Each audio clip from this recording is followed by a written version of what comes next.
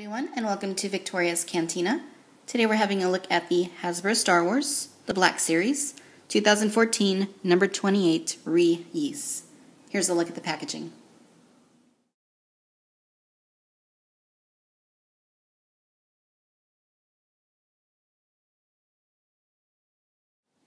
Alright, so I was kind of thrilled when Ree Yees was announced as being a new figure as part of the Hasbro 3 3/4 inch Black Series.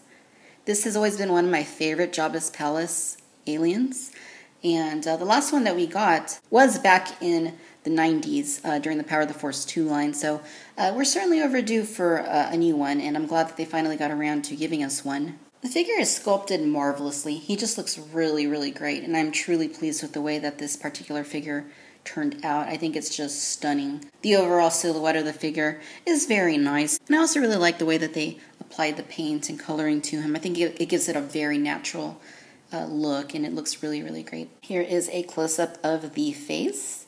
As you can see, there's Ree Yees with his famous three-eyed mug in his grinning teeth. I always thought he kind of looked something like a goat, and then he's got his ears and then his horns, I guess these might be, or antennas. I'm not too sure. But he definitely looks like something like a goat or, some kind of a cow or something. Pretty cool looking alien. The coloring is done really nicely on him. He's like a very pale kind of tan color, but then you can see the oranges there in his neck and the veins in his face with orange used to highlight the sculpt work. It looks really great. I'm really, really, really pleased with the way that this turned out. Going down to the outfit, he looks a lot like the Power of the Force figure, and that was actually a good figure for its time. And I think they captured not only his look from the film quite well, but also the way the Power of the Force one looked. It's kind of like a root beer kind of brown is probably the best way I can describe it to you. It looks quite nice. There's a belt with a couple of, pockets or, metal-looking pouches or something. But, as you can see, going down to his pants, the folds done to his clothing, just to make it look natural or, look really swell. The boots, look really nice. You got the knee pads there, and then, it just looks really nice the way that they colored them. He's got some pretty bulky-looking hands, as you can see. Very interesting, but, hey, it suits him. In the way of articulation, Ree Yees has a ball hinge here at the head with a very nice range of movement. It goes down, it goes up, it goes side to side. He has ball hinges here at the shoulders. He's got hinges there at the elbows, swivels at the wrists. He's got a ball hinge here at the abdomen, which is really interesting. It gives him a good range of movement, for sure. But I think Hasbro kind of went above and beyond because I don't really think Ree Yees needed that. I mean, this is cool in like a Darth Vader, Luke Skywalker figure, but did Ree Yees need that? Not necessarily, but hey, I'll take it. He's got swivels there at the hips, and he has hinges at the knees, and no articulation at the ankles. Not that he needs it because he stands quite well without it.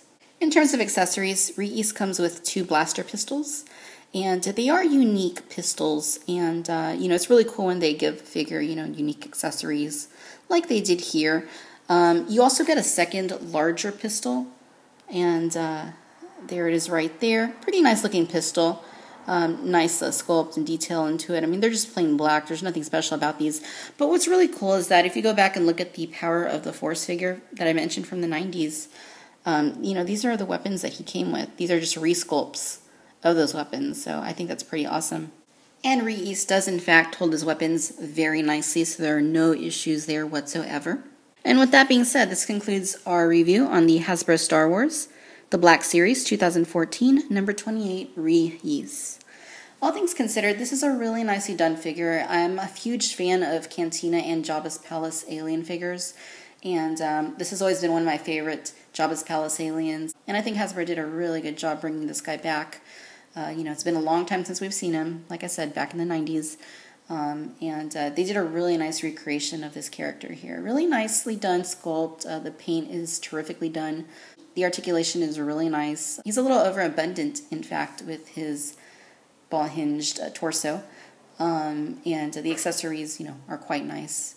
I think they really knocked it out of the park with this one. I don't think they can do a better job with Ree Yees than they did here.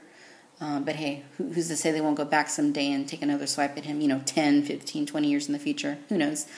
But yeah, terrifically done figure. I highly recommend him, especially if you're a fan of those Star Wars alien figures like I am. Thanks for watching Victoria's Cantina. Until next time, bye-bye.